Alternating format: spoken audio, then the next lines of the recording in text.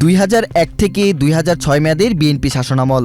SSC কিংবা HSC public পরীক্ষা শুরু হলেও তিনি হেলিকপ্টারে চড়ে দেশের এক প্রান্ত থেকে আরেক প্রান্তে ছুটে বেড়াতেন। কেন্দ্রে কেন্দ্রে গিয়ে নিজের চোখেই দেখতেন পরীক্ষার নকল পরিস্থিতি। নকল করতে ব্যস্ত শিক্ষার্থী ও তাদের সহযোগী শিক্ষকদের হাতে নাতেই ধরতেন। এ কারণে তার নাম হয়ে যায় বিএনপির আমলের ফাটাকেষ্ট। শুধু তাই নয়, হেলিকপ্টারে চড়ে ঘুরে বেড়ানো নিয়ে সইতে হয়েছে প্রবল সমালোচনাও। কিন্তু পরীক্ষায় নকল বন্ধে তিনি ছিলেন দৃঢ় প্রতিজ্ঞ।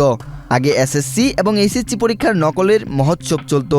সেখান থেকে প্রায় একক প্রচেষ্টায় পাবলিক পরীক্ষাকে যিনি প্রায় নকলমুক্ত করেছেন তার নাম এহসানুল হক মিলন। বেগম খালেদা জিয়ার সর্বশেষ সরকারে তিনি ছিলেন শিক্ষা প্রতিমন্ত্রী। নকল ও প্রশ্নফাঁসির বিরুদ্ধে এই যুদ্ধের কারণেই এহসানুল হক বাংলাদেশের শিক্ষা ব্যবস্থায় হয়ে আছেন অবিস্মরণীয়। মার্কিন যুক্তরাষ্ট্রের নাগরিকত্ব ছেড়ে দেশের টানে ফিরে এসে রাজনীতিতে নেমেছিলেন তিনি। রাজনীতির পাশাপাশি লেখালেখিতেও নিজের দক্ষতা প্রমাণ করেছেন। তারেক রহমানের মন্ত্রিসভায় সেই মিলনই পেয়েছেন শিক্ষা মন্ত্রণালয়ের পূর্ণমন্ত্রীর দায়িত্ব। ত্রয়োদশ জাতীয় সংসদ নির্বাচনে চাঁদপুর 1 আসন থেকে বিপুল ভোটে নির্বাচিত হয়েছেন এহসানুল হক মিলন। এই নির্বাচনে তিনি পেয়েছেন 1,33,162 ভোট। তার নিকটতম প্রতিদ্বন্দ্বী জামায়াতের প্রার্থী আবু নসর মোহাম্মদ মকবুল আহমেদ পান 67,077 ভোট। আনমো এহসানুল হক মিলন 1957 সালের 26শে মার্চ চাঁদপুর জেলার কচুয়া উপজেলায় জন্মগ্রহণ করেন। তিনি ঢাকার শেরেবাংলানগর সরকারি বালক উচ্চ বিদ্যালয় থেকে মাধ্যমিক এবং সরকারি বিজ্ঞান কলেজ থেকে উচ্চ মাধ্যমিক পাশ করেন।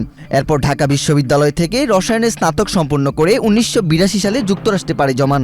New York institute of technology থেকে MBA ডিগ্রি অর্জন করেন। তিনি ব্রুকলিন কলেজ এবং বোরো অফ ম্যানহাইট কমিউনিটি কলেজে সহকারী প্রভাষক হিসেবে শিক্ষকতা করেন। এছাড়া একজন রসায়নবিদ হিসেবে ওষুধ শিল্পেও কাজ করেছেন তিনি। এমপি মন্ত্রী হওয়ার পরেও পড়াশোনার প্রতি অনুরাগ কমেনি তার। 2018 সালে তিনি মালয়েশিয়ার আন্তর্জাতিক ইসলামী বিশ্ববিদ্যালয় থেকে অর্জন করেছেন রাষ্ট্রবিজ্ঞানে PhD ডিগ্রি। এহসানুল হক মিলন 1996 সালে চাঁদপুর 1 আসন থেকে প্রথমবার সংসদ সদস্য নির্বাচিত হন।